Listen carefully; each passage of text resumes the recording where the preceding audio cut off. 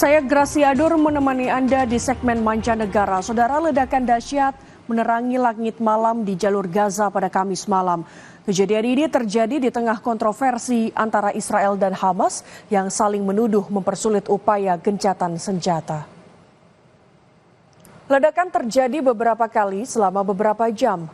Belum diketahui jumlah korban dari kejadian ini. Serangan udara dan darat Israel telah menewaskan lebih dari 45.000 warga Palestina.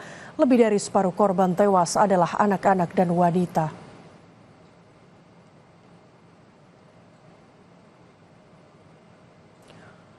Saudara, militer Israel menghancurkan terowongan bawah tanah sedalam beberapa puluh meter di wilayah Jabalia.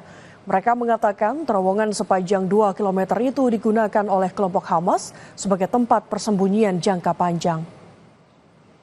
Militer Israel menyebut peledakan serentak di sejumlah lokasi di Jabalia itu sebagai operasi terarah untuk membongkar infrastruktur bawah tanah di jalur Gaza Selatan dan Tengah.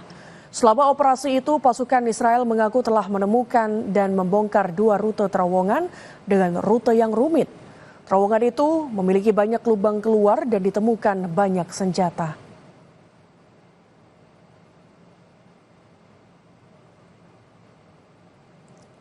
Saudara, 3 bayi meninggal karena kedinginan akibat tinggal di tenda-tenda pengungsian di Gaza dalam suhu dingin yang mencapai 13 derajat Celcius. Selimut tidak cukup untuk tetap hangat di dalam tenda mereka yang tidak tertutup rapat dari udara dingin dan tanah juga terasa dingin. Para pengungsi di Gaza sangat kekurangan pakaian, kasur, dan selimut untuk tetap hangat di musim dingin ini. Dan mereka sangat bergantung pada dapur amal untuk makan sehari-hari. Tenda-tenda serta terpal-terpal yang berada di lokasi pengungsian semakin usang setelah berbulan-bulan digunakan secara berlebihan.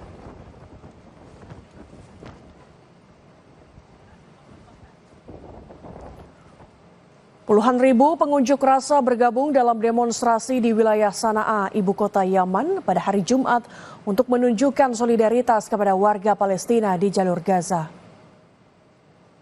Protes minggu ini terjadi sehari setelah putaran baru serangan udara Israel di negara itu yang menargetkan Sanaa dan beberapa pelabuhan. Setidaknya 3 orang dilaporkan tewas dan puluhan lainnya terluka dalam serangan di bandara. Para pengunjuk rasa meneriakkan slogan-slogan anti-Amerika dan anti-Israel serta membakar bendera Israel dan Amerika.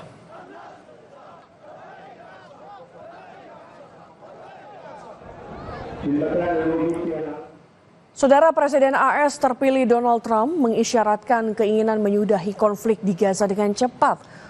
Trump mengatakan pembalasan dahsyat akan terjadi jika Hamas tidak membebaskan saudaranya pada 20 Januari, hari dia menjabat. Lalu bagaimana prospek perdamaian di Gaza di saat pemerintahan Biden yang akan lengser tetap mendorong kesepakatan gencatan senjata? Berikut laporan tim VOA. Penderitaan dalam 14 bulan terakhir, ketika Israel melanjutkan kampanye militernya di Gaza sebagai pembalasan atas serangan Hamas pada 7 Oktober 2023. Puluhan orang masih disandra, termasuk beberapa warga negara Amerika, oleh Hamas, kelompok yang masuk daftar teroris pemerintah AS.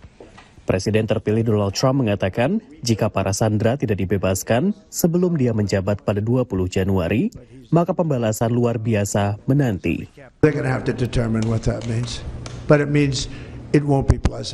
Trump mengklaim berandil atas gencatan senjata bulan lalu antara Israel dan Hizbullah di Lebanon, yang ditengahi oleh Amerika Serikat dan Prancis.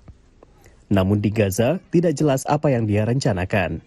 President Trump may in fact have some resources that they can deploy to the Gaza Strip to place military pressure on Hamas. I fail to see how that will be significantly harsher than what the Israelis have brought to bear over the last 14 months.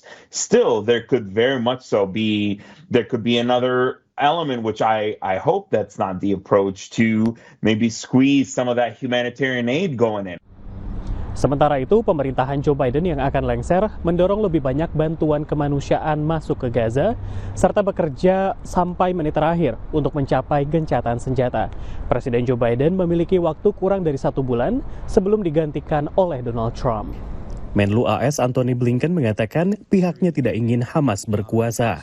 Gaza has to be translated into something different that ensures that Hamas is not in any way in charge, that Israel doesn't have to be, and that there's something coherent that follows, that enables the governance, the security, the reconstruction of Gaza. Tujuan itu masih di luar jangkauan, meskipun ada dorongan diplomatik terbaru antara Washington dengan Turki, Mesir, dan Qatar.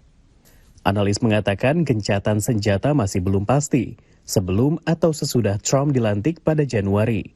Tetapi masa transisi dipandang oleh musuh sebagai momen penuh peluang. And so the imperative on us, both the outgoing Biden administration, the incoming Trump administration, has to be to lash up more tightly than is typical, to spend more time together than is typical, and to try to ensure we are sending a common clear message to both friends and adversaries in the Middle East. Baik presiden yang akan lengser Joe Biden maupun yang akan menjabat Donald Trump memiliki pesan serupa bahwa Amerika Serikat ingin konflik berakhir. Sejauh ini, pihak-pihak yang bertikai tidak mendengarkan. Dari Washington DC, demikian laporan tim VOA.